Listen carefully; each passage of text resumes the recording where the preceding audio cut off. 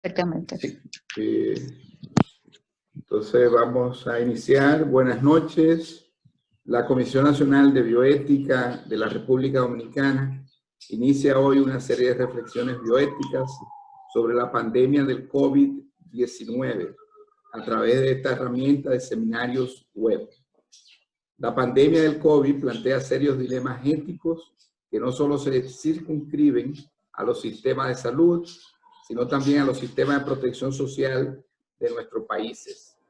El desafío de la equidad es uno de los principales temas que necesitan ser abordados a raíz del impacto del nuevo coronavirus en nuestros países. La pandemia ha multiplicado el grado de vulnerabilidad de la población, en particular de los más pobres, los trabajadores informales, los adultos mayores, la población inmigrante, las mujeres, entre otros grupos vulnerables. No hay dudas de que esta nueva pandemia agrava los problemas de desigualdad social y económica en la población. Este es el tema principal de esta primera reflexión bioética sobre la pandemia del COVID. Tenemos como invitado al doctor Manuel Colomé, médico, epidemiólogo, bioeticista y vicepresidente de la Comisión Nacional de Bioética. Actualmente, el doctor Colomé es doctorando en epidemiología y salud pública de la Universidad Rey Juan Carlos de España. Como comentarista de la presentación del doctor Colomé, tendremos a la doctora Dafne Arbaje, bioeticista y secretaria actual de la Comisión Nacional de Bioética. Agradecemos al doctor Colomé y a la doctora Arbaje su participación en esta serie de reflexiones bioéticas sobre el COVID-19.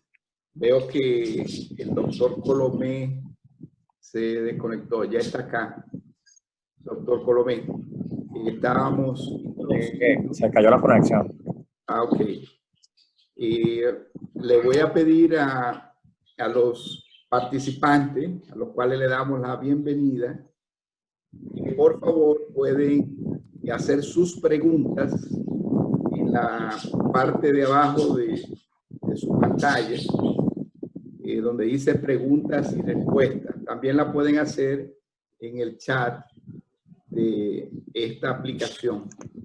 Vamos a ir recogiendo las preguntas para que Manuel Colomé pueda responderla. Entonces, iniciamos, doctor Colomé. Bien, buenas noches. Gracias por asistir a este seminario web.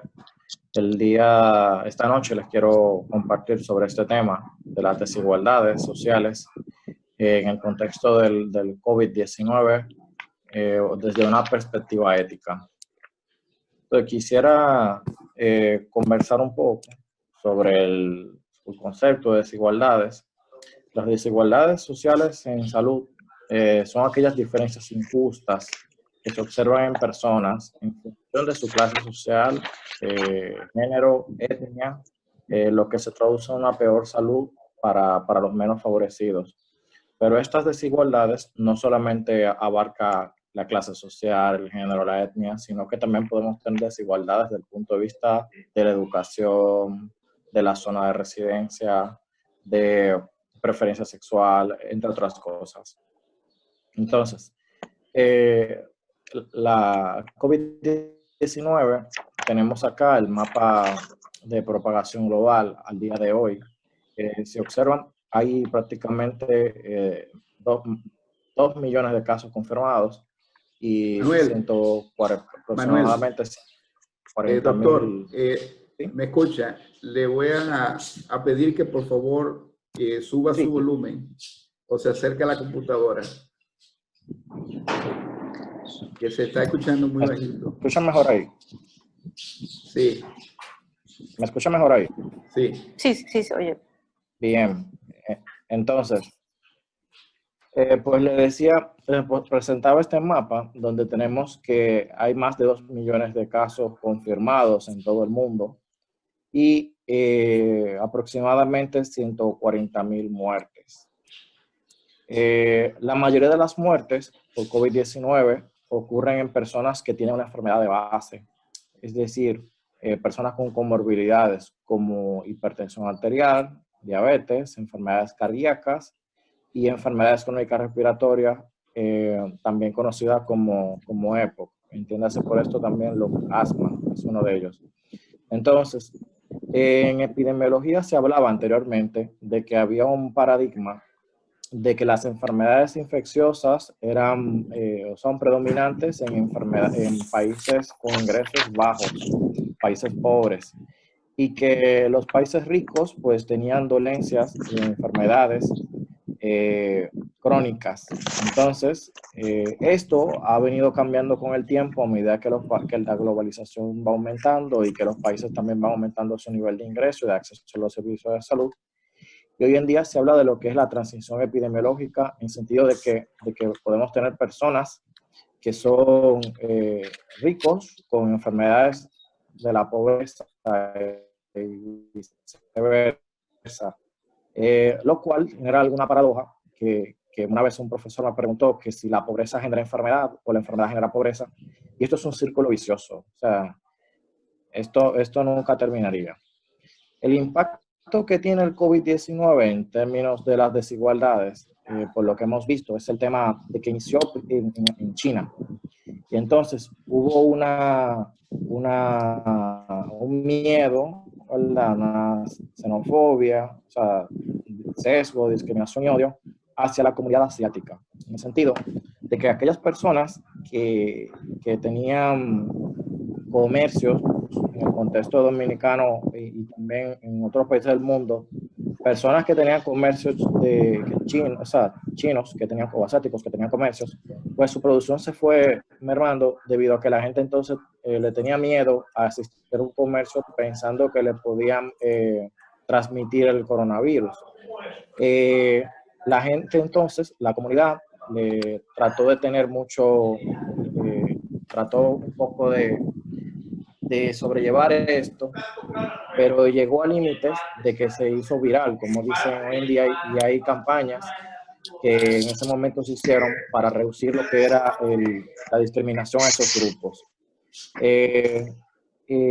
Recuerden que las enfermedades tienen un estigma. Ponemos el ejemplo de la gripe española, entre comillas, que esto fue la gripe que en 1918, que realmente no ocurrió en España, sino que los primeros casos fueron detectados en Estados Unidos. Todavía su origen es muy debatido, pero el hecho de ponerle un apellido, un nombre, gripe española, gripe china, gripe Wuhan, gripe mexicana como H1N1, pues son epítetos que se prestan a la discriminación.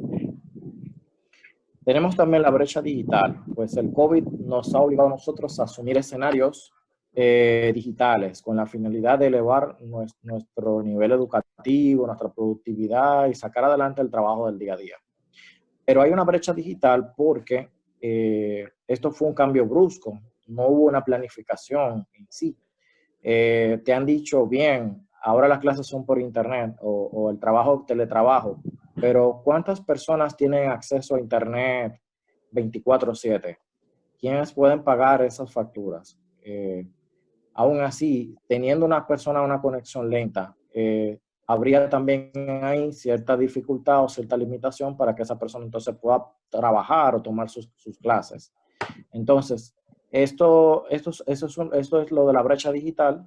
Personas también que no eran lo llamado tecnológico, o lo nativo digital no tenemos ese problema, pero personas que no tenían esto de la tecnología inculcado en su vida, pues hoy en día pues se han entonces agudizado esa brecha de manera tal de que entonces esa persona no puede producir. Yo no me imagino a un profesor que siempre escriba en el pizarrón y que esté acostumbrado a estar desconectado del mundo, ¿cómo se estará haciendo ahora con tener que terminar el trimestre o el cuatrimestre bajo esta plataforma? Luego tenemos el tema de la inseguridad alimentaria, cuando cuando han dicho cuarentena, cuando hablan de que tienes que estar bajo aislamiento, cuando hablan de distancia social, la gente entonces trata de acaparar alimentos. Entonces, la inseguridad alimentaria, en este contexto tenemos lo que es la escasez, desabastecimiento y la especulación. Quiero recalcar mucho esta parte, porque la gente acapara las cosas, por eso provoca, o sea, acapara los alimentos, por eso hay escasez. Hay desabastecimiento porque la gente está comprando más de lo normal. Uno no puede ir tranquilamente al supermercado porque encuentra una fila. Y la especulación, porque entonces al aumentar la demanda, pues incrementa entonces el precio y la gente entonces también puede colocar precios que no son bien regularizados. Entonces, la falta también de servicios sociales críticos de este tipo, de los alimentos, puede persistir y se magnifican a medida que va intensificándose los días. Esta es una imagen de una persona que no va al supermercado y todo un estante vacío. Quizá muchos de nosotros que ya hemos ido al supermercado hemos también vivido este tipo de imagen. También con el tema de la inmigración, una persona inmigrante que tiene...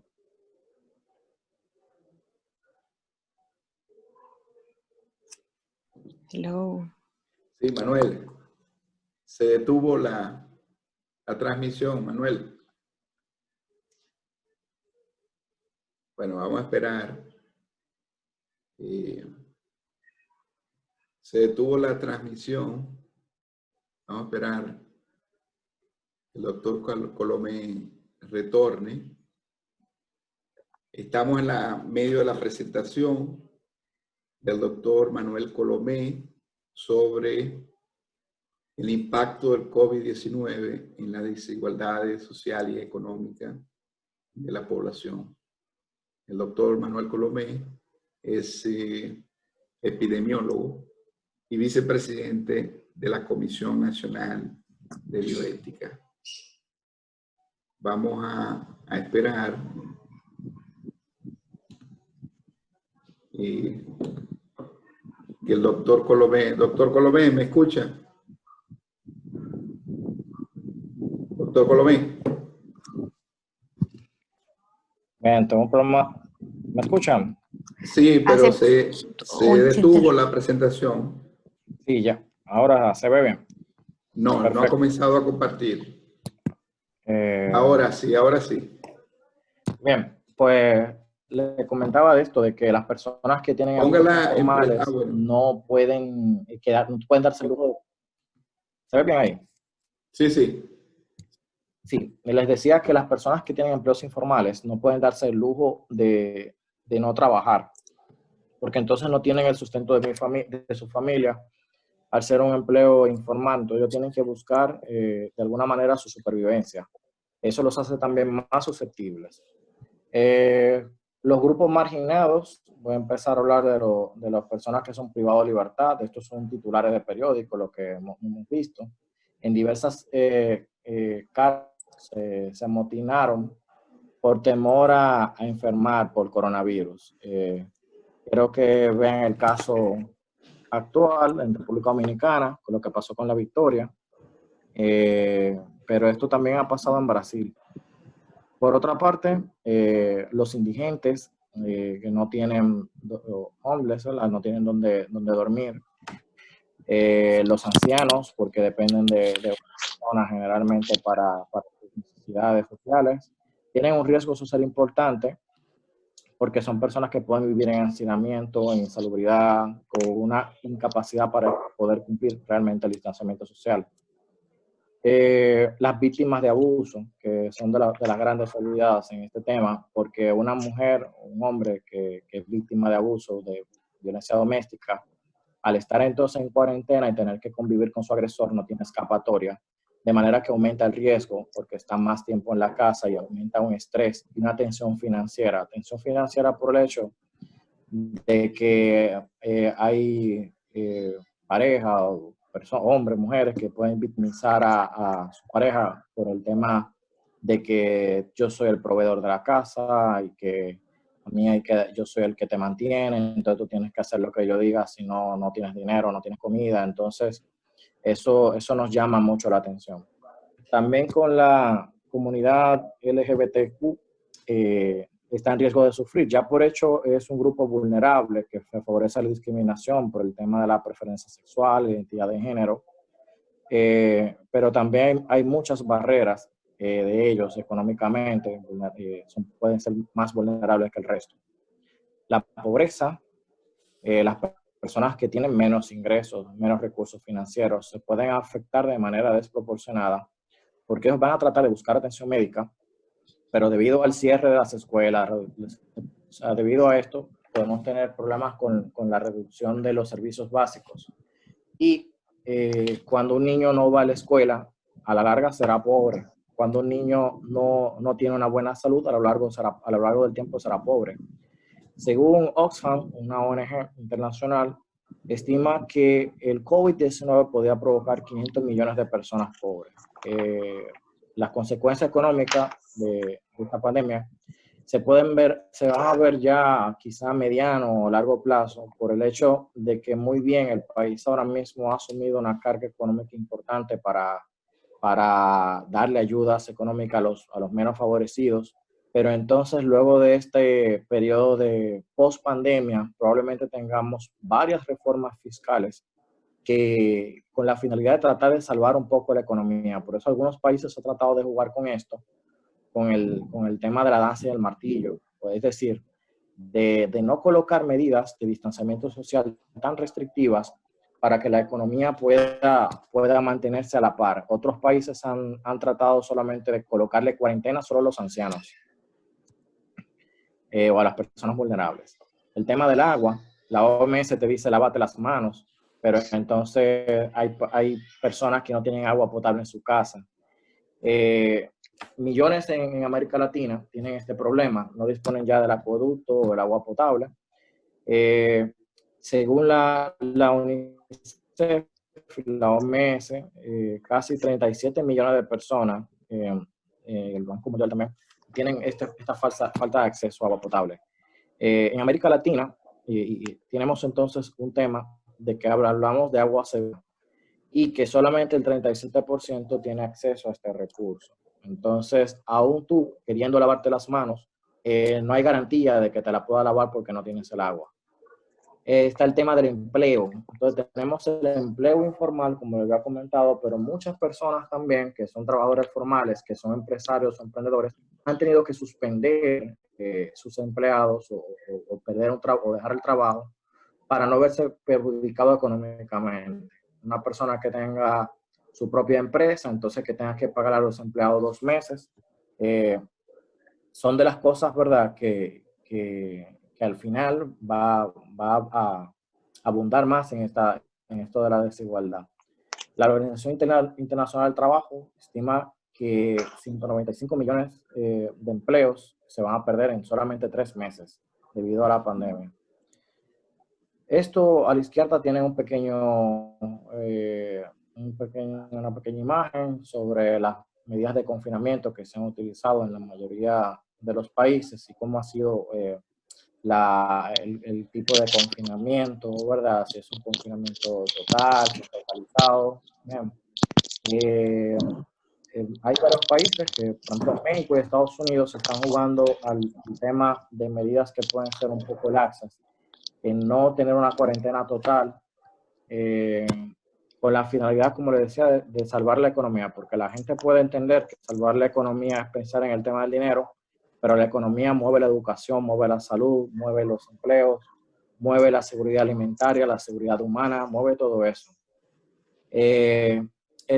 Las medidas que son de confinamiento afectan al 81% de los trabajadores en todo el mundo, es decir, aproximadamente 2.700 millones de personas. La guerra nunca acaba, el COVID pues se mantiene, pero igual la guerra también persiste.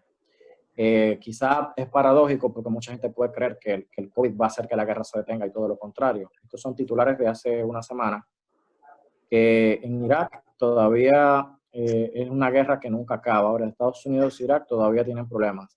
Y la OMS ha advertido el tema de la rivalidad política y militar que ha impedido actuar.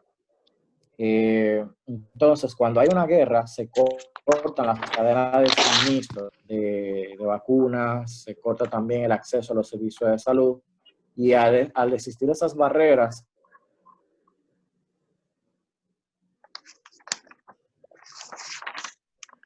Hello. Sí, Manuel.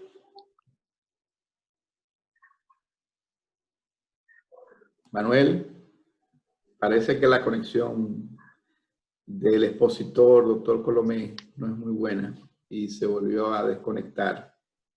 El doctor Colomé está presentando sobre el impacto del COVID en la desigualdad social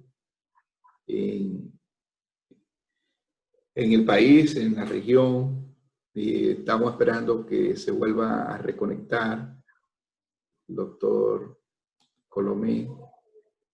Vamos a esperar. Parece que es su internet de nuevo.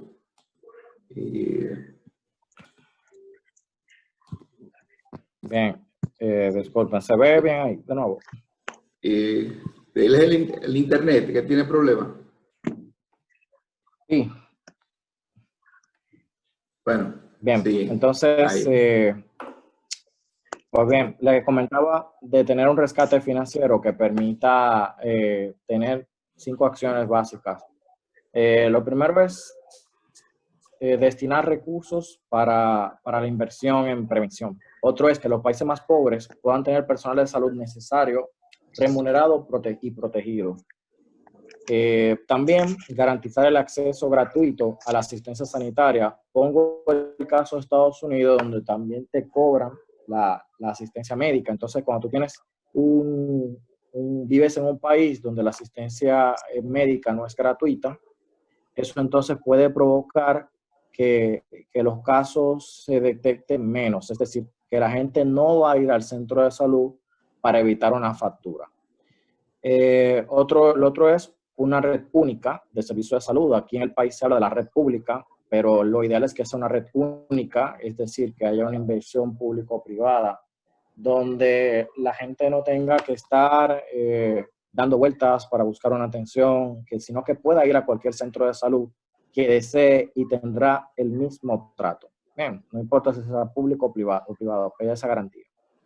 Y otro de los fondos se debe destinar al tema de producir una vacuna gratuita y universal, que creo que esto es lo más urgente a mi entender, porque cuando tengamos la vacuna, pues podríamos tener o pensar ya en lo que sería tener una vida normal, porque en el contexto post-pandemia, probablemente nadie que vuelva a la calle ahora mismo verá el mundo con los mismos ojos, es decir, toser en la calle, toser en un sitio público, pues pudiera convertirse probablemente en un delito o un acto terrorista o algo así, ¿verdad? Siendo extremista, espero que vean la comparación de que ya toser o estornudar en público no será lo mismo. Asimismo, tampoco será lo mismo los saludos. Bien, ya para darle la mano a una persona lo pensarás 2 veces. También con relación al mismo trabajo. Quizá haya muchas personas ahora que, como República Dominicana, no tiene una tendencia importante en el trabajo, y esta enfermedad nos ha obligado a tener teletrabajo. O sea que ahora probablemente se replanteen muchas cosas desde el punto de vista laboral y también de educativo y de desarrollo. El COVID es global, pero afecta de forma diferente según el sitio en el que se ocupe, en la clase social. Recuerden que la clase social es el determinante de la salud más poderoso, y también determina el nivel de acceso a los servicios públicos de salud. El COVID-19 ha dejado al descubierto las desigualdades socioeconómicas y podría también exacerbarlas en el futuro. Y finalmente es un factor de riesgo, particularmente para aquellos que están en el quintil inferior, es decir, los más pobres, la distribución de riqueza, que son también vulnerables a la interacción del shock con desigualdades de ingresos económicas, urbanas, de educación, entre otras. Entonces, esta frase me gustó mucho, y es que el coronavirus es como un apagón que ha cogido desprevenido a la mitad del mundo, un elevador de la desigualdad y el mito de una globalización que se supone que nos beneficiará a todos. Muchas gracias. Esta ha sido mi presentación. Cualquier cosa me pueden seguir en redes sociales. Estaría dispuesto ahora a responder sus preguntas. Las pueden hacer por el chat. Emanuel, si tú quieres, puedes poner la cámara. Puedes poner la cámara, pero antes vamos a escuchar a la doctora Dafne Arbaje, quien no la vamos a poder ver por restricciones del programa de Zoom, pero la vamos a poder escuchar. Doctora Arbaje. Sí, muchas gracias, licenciado Jeffrey. Buenas noches a todos los colegas que nos escuchan. Excelente participación, Manuel. Muy interesante, sobre todo muy de actualidad, sobra decir. Me gustó mucho la forma en que planteaste tu presentación, sobre todo porque a propósito de la globalidad de la pandemia, eso nos permite tener una visual infinitamente amplia, global realmente. Pero a mí se me ocurre pensar qué tan grave es lo que nos está sucediendo a propósito de esta realidad, o si es que el coronavirus, el COVID-19, no ha develado algo con lo que convivimos y apenas no hemos percatado porque no le hemos prestado suficiente atención. Desde el punto de vista de convivencia, porque planteas tú la vulnerabilidad en el sentido de las desigualdades sociales, y no cabe duda, la clase social determinante en la salud, reconociendo que la salud es un resultado de un sinnúmero de elementos que deben darse para tú estar en un estado de salud que no solamente es la parte asistencial, médico especializada, donde la educación juega un papel principalísimo y de hecho es el que se ha puesto de manifiesto justo en esta pandemia de COVID, donde no se han acatado las regulaciones ni siquiera porque estamos en un estado de emergencia nacional en nuestro país y en todos los demás países también. Entonces, viendo la salud como un estado multifactorial y esta situación actual nos pone de manifiesto todas nuestras falencias, nuestras vulnerabilidades, nuestras áreas desatendidas que ahora se hacen claramente visibles. Pero es difícil valorar cuando no se hizo lo que se debió en su momento. Y para quedarme en principio en el aspecto de salud, la parte de la prevención que tú bien señalas, es un área que en nuestro país y en todos los países en vía de desarrollo ha costado mucho la iniciación de esta. Y la parte de la prevención es fundamental para evitar los contagios, la concienciación, el quedarse en sus casas como se ha instruido, independientemente de la realidad social, que no podemos cerrar los ojos, todo lo que tú bien detallaste, de todos los subgrupos humanos a lo que corresponden ciertas condiciones que los hace más vulnerables por no tener acceso, por no tener garantías en la parte alimentaria. Entonces, viendo el asunto de la justicia como el principio, vienen a mí todas esas cosas, independientemente de la novedad del coronavirus, que es algo desconocido. Realmente estamos presenciando situaciones que no habíamos hecho nuestra o parte de nuestra realidad consciente, o es el coronavirus que ha develado de lo que éramos inmersos y no teníamos... Bien, Dafne, pues lo que sí he visto, quizá lo que pocos han visto, no ustedes, sino los tomadores de decisiones, es que los pobres siempre han estado ahí. Los pobres siempre... No te escucho, Manuel. Sí, parece que la conexión de Manuel no es muy buena. Voy a aprovechar para pedirle a los participantes que pueden hacer sus preguntas en la sección de preguntas y respuestas de la aplicación Zoom, y también o la pueden hacer en el chat.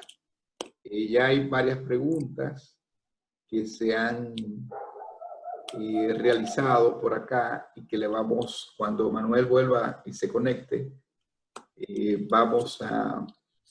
Ok, ya Manuel regresó. Ok, Ya, Manuel. disculpen, porque actualicé la computadora y parece que tengo un problema, no sé si el internet o el software, o el Windows. Bien, entonces les decía, ¿me escuchan? Sí. Sí, sí. Sí. Bien, pues les decía que todo esto siempre estuvo ahí. De hecho, considero que el COVID ha venido a develar estos problemas, o ponerlos en relieve, porque siempre ha existido. Pero entiendo que los ha puesto en relieve en este momento. Sí. Sí, justamente esa fue mi Sí, expresión. Justamente esa fue mi expresión. Y por Sí, último, no sé, sí. sí, estamos escuchando a la y no sé doctora si vemos Daphne entonces Rubin.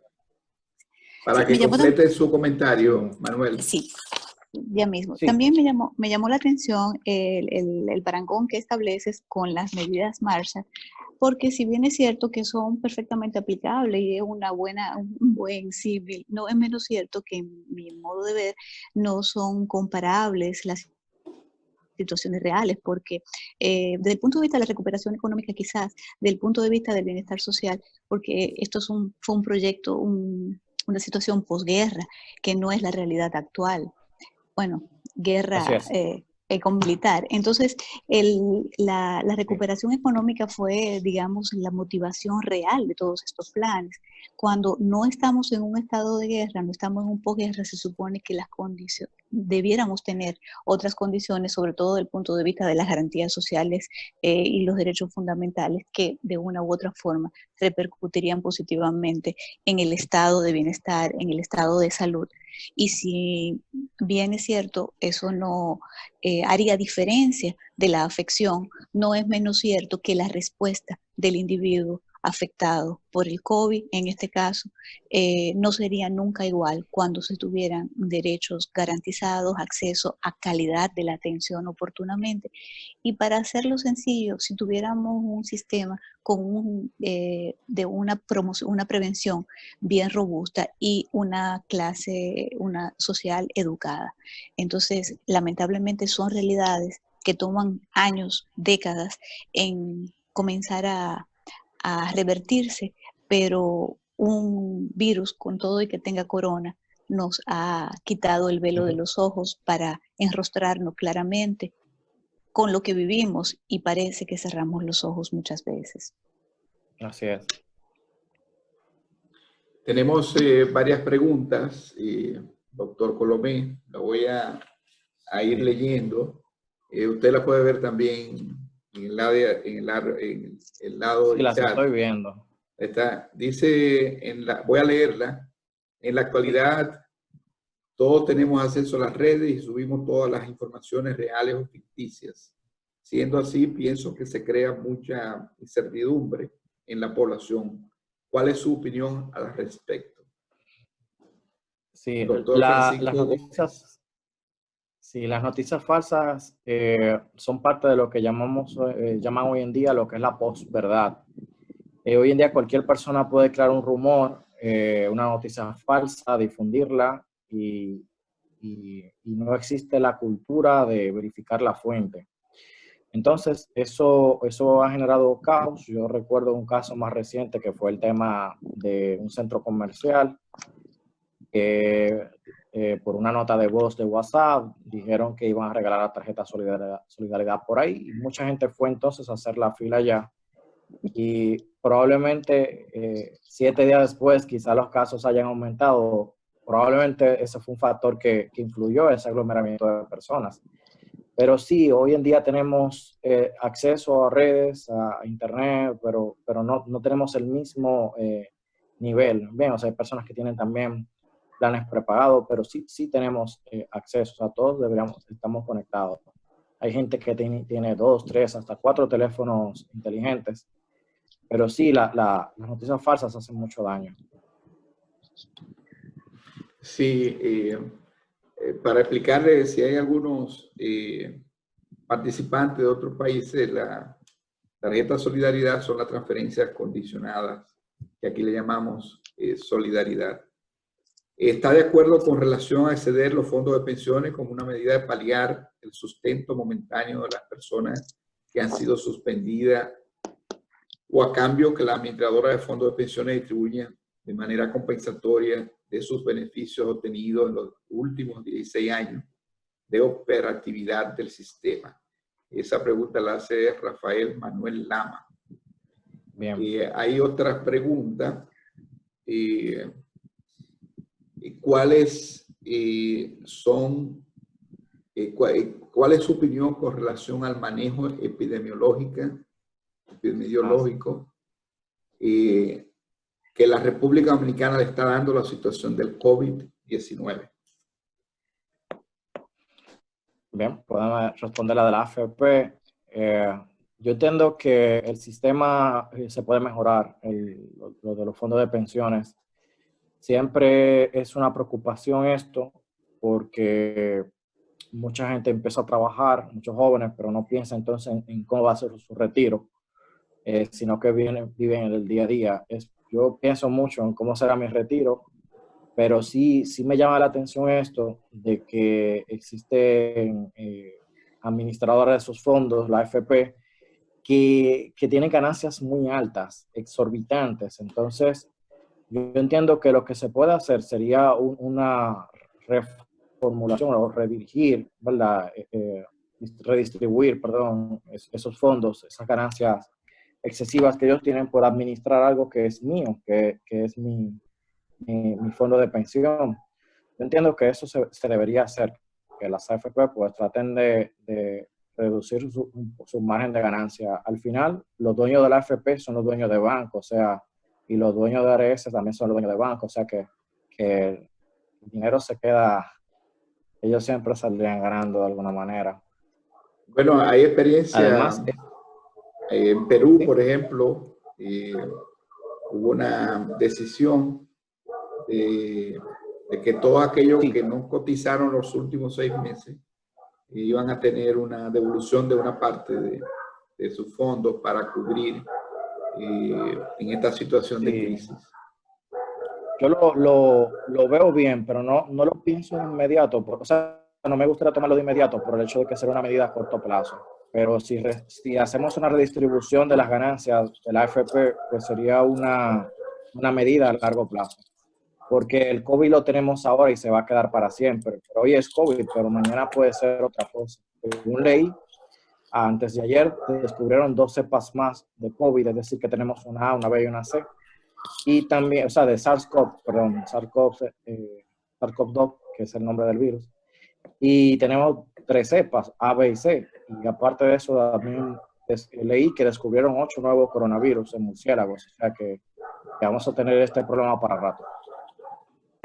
La otra pregunta es sobre el manejo epidemiológico del COVID en la República Dominicana. Sí, bien, con relación al manejo, yo considero que se está manejando según los criterios de recomendaciones que tiene la OMS. El gobierno tiene muy buenos técnicos, pero entiendo que muchas personas también quizás piensan que cuarentena obligatoria,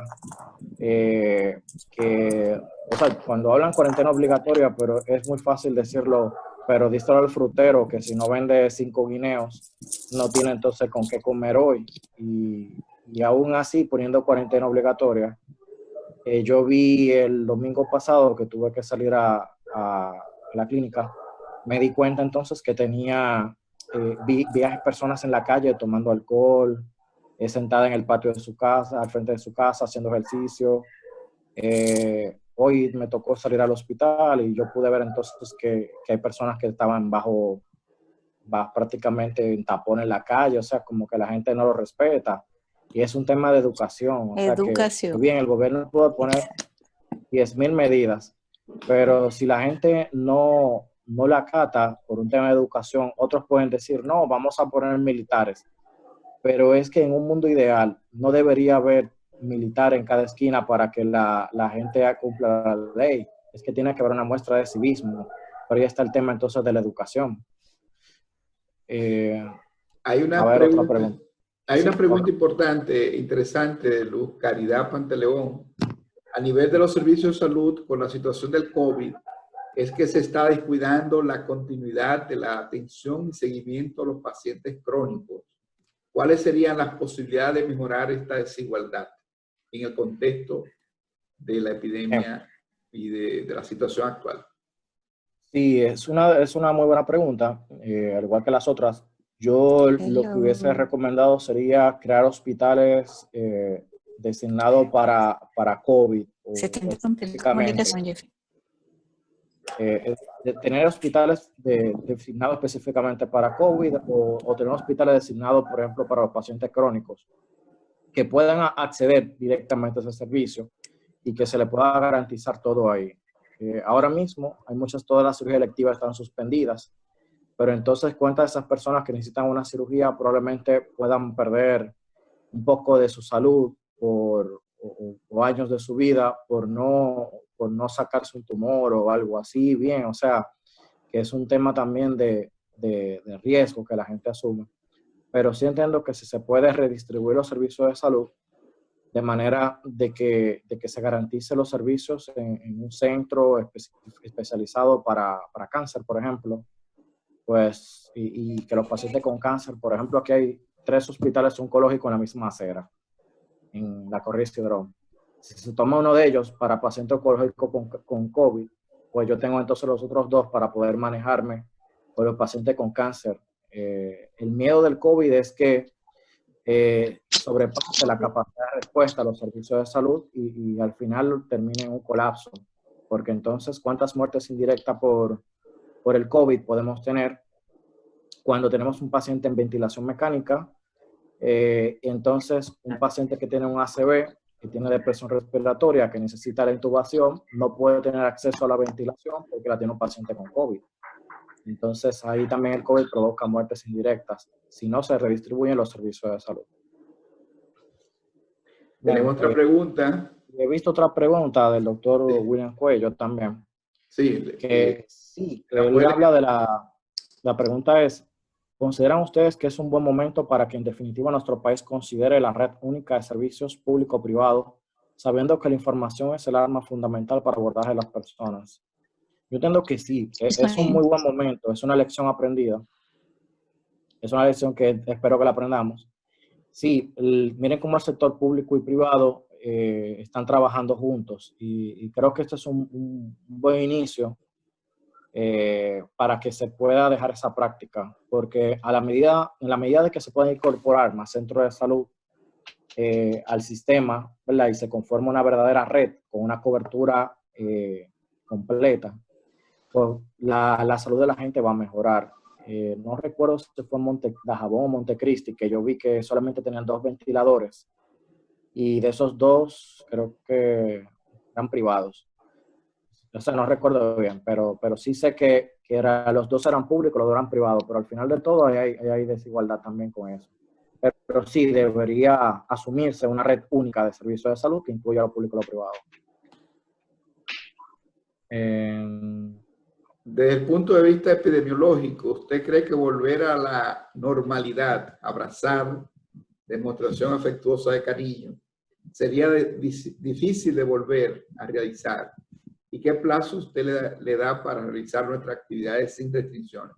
Tiene que ver mucho con todo el tema de las medidas que están adoptando los países de aislamiento social. ¿Hasta Sí, qué punto las medidas y los tiempos que están tomando los países, cuánto vamos a durar y qué implicaciones también tiene esto para la economía, ¿no? bien. Pongo el ejemplo de China. China empezó con su brote a finales de noviembre, mediados de diciembre, por ahí. El confinamiento terminó el 8 de abril. Pero ha terminado el día 8, pero eso no quiere decir que el día 8 van a abrir todas las puertas. Se debería hacer una apertura parcial, por ejemplo, o levantar las medidas restrictivas parcialmente. Yo empezaría por San Francisco de Macorís, por Santo Domingo, por Distrito Nacional, porque son las provincias donde hay más afectados y donde ya debería haber algún tipo de inmunidad. Lo que sí se está debatiendo es qué tanto tiempo te deja la inmunidad el COVID, eso todavía no se sabe mucho, pero si dejara inmunidad permanente, pues yo empezara por los lugares que sean más, que hayan estado más afectados por la pandemia, porque son entonces personas que ya pueden salir a la calle. Ahora, provincias donde han tenido pocos casos, yo aplicara todavía las medidas de restricción y empezar a colocar la vacuna en esos lugares, en los lugares donde no haya estado expuestos, porque de esa manera entonces, con apertura parcial de comercios, de servicios, pues yo puedo ir poco a poco reactivando la economía. Pero a la larga, creo que esta enfermedad vino para quedarse, probablemente pase como H1N1, ya lo había discutido en otro escenario, y hasta que no se consiga una vacuna, no tendremos una vida normal. Incluso aún teniendo la vacuna, recuerden que la persona tiene autonomía, hasta cierto punto la persona puede rechazar no colocarse la vacuna, hay grupos antivacunas, e imagínense entonces que en Ocoa, que tenía pocos casos de COVID, y una persona simplemente no se quiera vacunar en esa provincia, entonces eso también tuviera problemas. Pero sí, eso ya plantea otros dilemas éticos, pero probablemente este tema dure 2 años, posiblemente, en volver a la normalidad del todo. Hemos tenido algunas quejas por el formato del seminario web, porque no permite que la persona participe, está limitado, pero vamos a tomar en cuenta las recomendaciones para los próximos eventos que pensamos organizar para la próxima semana. Hay una pregunta también que tiene que ver con la telemedicina, con las consultas virtuales, y si serían una posibilidad para ayudar al seguimiento de tratamiento de los pacientes. Hoy día se está discutiendo mucho y hay muchas iniciativas en ese sentido. ¿Qué usted opina al respecto? Sí, yo entiendo que es una medida saludable el uso de las nuevas tecnologías de la salud para tratar de acercar los servicios a la gente. Pero por otra parte, recuerden que este tipo de consulta por telemedicina se basa en la confianza, en la comunicación, en el respeto. Y cuando un paciente te dice algo, tú vas a creer en él porque él te lo dijo. Hay cosas que quizá por telemedicina no se ven, que en el consultorio sí lo puedes ver. No es lo mismo. Un ejemplo es una persona que durante la consulta mire mucho a su pareja para cuando le pregunta por una decisión, para una cirugía electiva, por ejemplo, o algo así, pues te da a entender que es una persona que puede estar subyugada a la decisión de su esposo y que ella se operaría con la finalidad, siempre y cuando su esposo lo vea con buenos ojos. Entonces ese tipo de cosas probablemente no se pueda percibir en la telemedicina, pero sí se pueden resolver algunas cosas. Sí. ¿Qué opinión le merece Jocelyn Jiménez Soto? ¿Qué opinión le merece la comunicación real en estos tiempos y la educación no dejada para luego, sino a diario? Y creo que nos referimos, usted se refirió a la doctora Arbaje también, a este tema de la educación en contexto de la pandemia. Sí, yo doy clase en una universidad pública y siempre me pregunté por qué no podía clases, ¿verdad? ¿Por qué no las podía por el programa virtual o porque era más fácil? Incluso yo puedo poner más recursos por ahí. Y cuando hay un modelo educativo tradicional que te obliga a asistir, que te obliga a que la clase debe ser con un pizarrón y que tú tienes que hablar a los estudiantes, pues el COVID ha venido a revolucionar esto, como lo había mencionado anteriormente.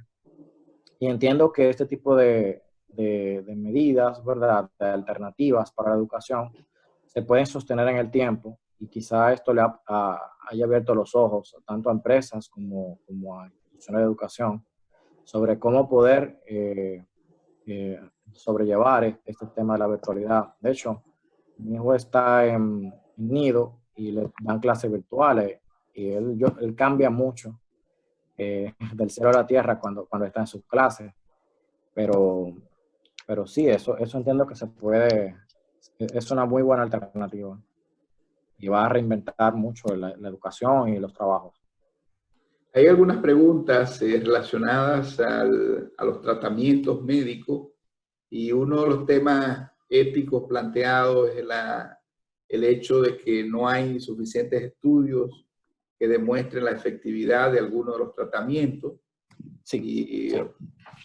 Y hay un participante que menciona el caso de las autopsias efectuadas por los italianos, que demostró que no es por neumonía, sino por coagulación intravascular diseminada. Y lo que implica que el tratamiento debería ser de otra forma. ¿Qué opinión le merece este tema? Sin hablar de todas las investigaciones que están en curso para el desarrollo de una posible vacuna. Y cómo esto está tratado ha habido un tema con esto. Sí.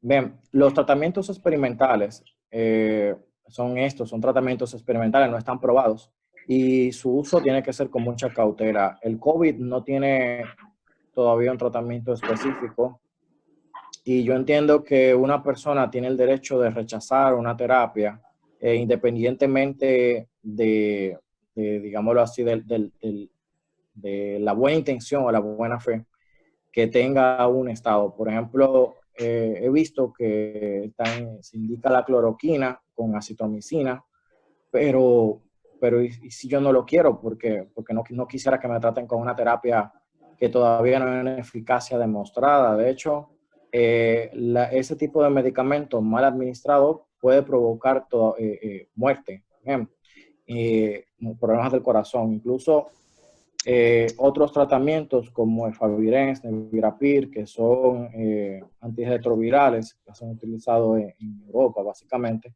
tampoco han dado muy buenos resultados. Sí ha habido eficacia in vitro en otros tipos de tratamientos, pero aún así no dejan de ser experimentales. Ahora bien, hay un tema de riesgo-beneficio del hecho de que si una persona lo quiere y te da el consentimiento para administrar el tratamiento, entonces tenemos esto de que bien, ahora necesitamos el acceso al medicamento. ¿Cuánto costaría para un paciente acceder a un tratamiento? Aquí por lo menos es gratuito, pero hay países donde te pueden cobrar la atención médica, te pueden cobrar el intensivo, entonces esto puede traer también problemas de acceso al tratamiento, aún tú diciendo que sí, no hay garantía de que lo tengas. Quiero también tocar el tema de las autopsias en Italia. Sí, es un dato interesante. El tema con esto es que todavía, al ser un estudio descriptivo, no es un estudio que aporta un nivel de evidencia importante. Solo nos da una visión para poder tener hipótesis de cómo sería el comportamiento de la fisiopatología de la enfermedad, pero se requieren más estudios para poder todavía incluso tener un buen tratamiento. Se habla de que una vacuna en el mejor de los casos pudiera estar lista 6 meses a 1 año. Bien, o sea, que el panorama en cuanto a investigación nos queda mucho camino sobre esto. Y sobre los ventiladores, sí, Azalia Pérez nos habla de los ventiladores, pregunta sobre cuando hay escasez ante el hecho de salvar la mayor cantidad de vidas a las personas, ¿cómo se discriminaría? ¿Quién la necesita más en un momento crítico? Ante la noticia de un sacerdote con COVID que siguió su respirador a una persona más joven.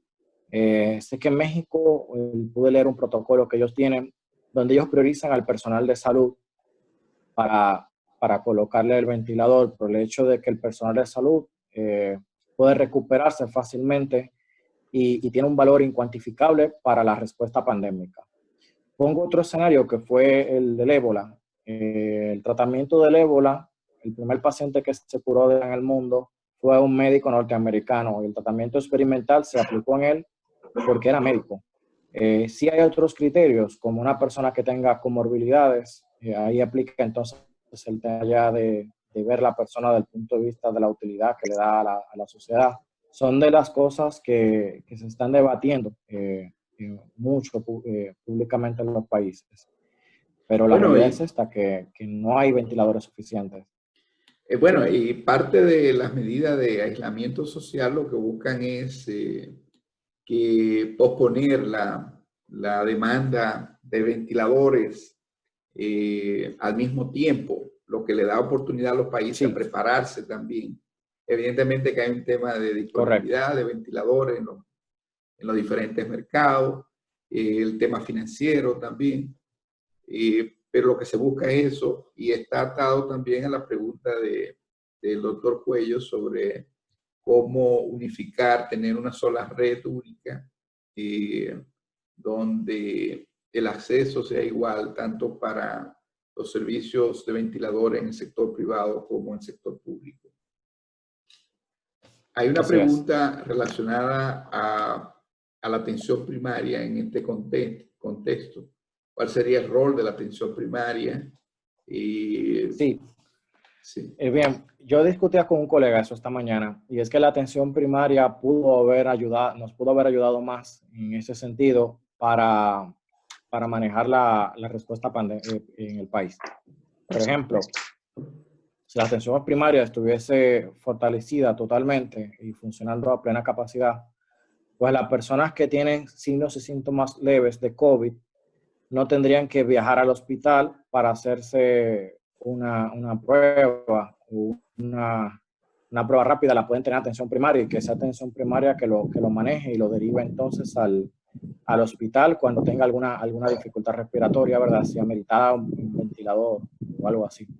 Pero el tema es que al no tener atención primaria a plena capacidad y que entonces el personal de atención primaria no necesariamente está muy bien motivado por esto, motivado desde el punto de vista también de su seguridad, tanto humana como laboral. Bien, humana porque dirá alguien, bueno, pero yo trabajo demasiado, pero veo que las cosas no avanzan y que yo también tengo que cuidarme porque tengo familia. Cuando no existen esas garantías sociales, entonces podemos tener cierto tipo de problemas, ¿verdad? Porque puede sobrecargar el hospital. Y recuerden que la puerta de entrada debería ser el primer nivel. Yo entiendo que este es un buen momento también para que se replantee un poco el déficit de unidades de aislamiento en los hospitales. Se plantee también el rol que debió jugar la atención primaria en este proceso y también que se plantee el tema de eliminar las brechas de acceso. Hay una pregunta con relación al tema de la escasez. Oscar Duarte escribe: el valor social de una persona para dar o no oportunidad de vivir no es un buen criterio, tiene que ser médico, no otro. Y la doctora Togarma Rodríguez pregunta qué piensa sobre la validez de la ética utilitarista en este contexto. Sí, con relación al valor social, recuerden que, y quiero también tocar el tema del utilitarismo ahí, en estas dos preguntas. El tema con esto es que se prioriza una atención desde el punto de vista o un servicio, desde el punto de vista del impacto que pudiera tener en la población. Se invierte más en tratamientos para enfermedades comunes que tratamiento para enfermedades raras, porque la enfermedad rara solo afecta a una mínima proporción de la población. Y ahí entra entonces el tema del utilitarismo. Es decir, se invierte más en salvar un médico, pongo el caso de México, que es el criterio que conozco, que he estudiado, se invierte más en salvar a un médico en México, porque el médico cuando se recupere, pues podrá seguir ayudando personas, no en el contexto de COVID, probablemente después, pero ellos pueden ver al médico desde el punto de vista de la utilidad que tiene para el sistema. Pero ahora, si un médico entonces tiene un cáncer o diabetes, ya eso lo descalifica y le darían la oportunidad a una persona que no sea médico y que esté sano. pero son de los criterios que los mexicanos han adoptado. Considero que la ética utilitarista, que trata de buscar el mayor bien para el mayor número, es un punto a considerar. Bien, es un punto a considerar importante, pero creo que debe prevalecer la ética del deber, donde la máxima de nuestro bien es la máxima de tu acción, es decir, que tenemos que buscar siempre hacer el bien y limitar el daño. Vamos ya cumplido la hora, creo que deberíamos ya concluir. Le voy a pedir a la doctora Arbaje si tienen algún comentario que añadir y al doctor Colomé para ya dar conclusión a esta actividad, agradeciendo la participación y las preguntas también. Vamos a considerar el formato, pues nos hicieron algunas recomendaciones de que debería ser más participativo y no a través de preguntas escritas. Doctor Arbaje. Sí, gracias, licenciado. Bueno, creo que así a modo de cierre, gracias por la oportunidad nueva vez. Me parece que tenemos aquí una excelente oportunidad para grandes cosas. Una, hacer el mejor uso de lo que conocemos y otra para aprovechar justamente en aprender lo que no conocemos. Sin duda, por todo lo expuesto por Manuel en su presentación y complementariamente con las preguntas que se realizaron, está claramente evidenciado que a pesar de la agresividad y el desconocimiento y la falta de experiencia del generador de esta pandemia, el COVID-19, no es menos cierto que independientemente de esa realidad, podríamos tener un sistema de salud con mejores respuestas, donde la atención primaria juegue su rol, donde la educación sea un aspecto absolutamente a tomar en cuenta para preservar, para evitar enfermedades, para preservar la salud, y que en situaciones como esta, el haber tenido esos elementos habrían probablemente arribado a unos resultados distintos, y que la salud definitivamente no solamente atiende a órganos, aparatos y sistemas, que el aspecto de la formación es sumamente importante para preservarlo. Y también pudimos evidenciar claramente en la presentación de Manuel a propósito de esta situación del COVID, las grandes brechas en todos los aspectos, no solamente en los pequeños grupos que él bien señaló en su presentación, sino que hay todo un mundo cuantitativamente mayor, que no son esos pequeños grupos y subgrupos, que su día a día son esas grandes brechas, que a la vez son las que lo exponen a condiciones de desigualdad y que son víctimas de una realidad por su condición que al propio tiempo lo hace ser más vulnerable, con un pronóstico muchas veces devastador. Lo que quiero es que no solamente valoremos la virulencia del COVID-19, sino cuáles otros aspectos potencializan negativamente esa virulencia que sin duda la tiene. Tanto así que la mortalidad afecta a muchísimas clases sociales y muchísimos elementos que no necesariamente son los que han podido detectarse hasta ahora, porque hay mucho que aprender. Muchas gracias, Manuel, por tu presentación, fue muy interesante. Gracias por la invitación. Y gracias invitación. por la oportunidad a todos. Gracias, Manuel, y gracias a todos los participantes.